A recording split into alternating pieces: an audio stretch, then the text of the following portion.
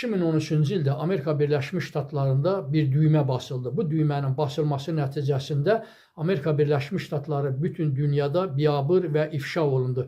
Söhbət 29 yaşlı kompüter mütəxəssisi Edward Snowden'dən gedir. Edward Snowden 2013-cü ildə Amerika Milli Təhlükəsizlik Agentliyi və digər məxfi dövlət qurumları ilə müqavilə əsasında kompüter mütəxəssisi kimi, texniki işçi kimi fəaliyyət göstərirdi.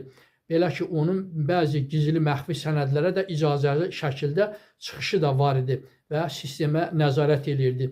Bir gün o təsadüfən bir düyməni basır və burada görür ki, Amerika Birləşmiş Ştatlarının həmin dövlət qurumları, təhlükəsizlik orqanları milyonlarla insanların səhifələrini, internet səhifələrini, şəkillərini və mesajlarını oxuya bilir və nəzarətdə saxlayır.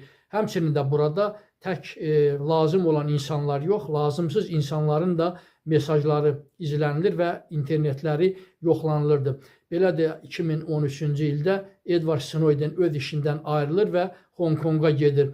Hong Konga gedir və fikirləşir ki, bu məsələnin üstünü ört-basdır etsin, yoxsa bu məsələnin üstünü açsın. O, bu məsələnin üstünü açmağa qərar verir və beləliklə də jurnalistlərə bu barədə açıqlama verir.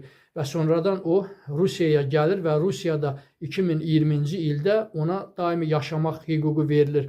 2022-ci ildə isə Vladimir Putin ona Rusiya vətəndaşlığı verir və o sədaqət andı içir.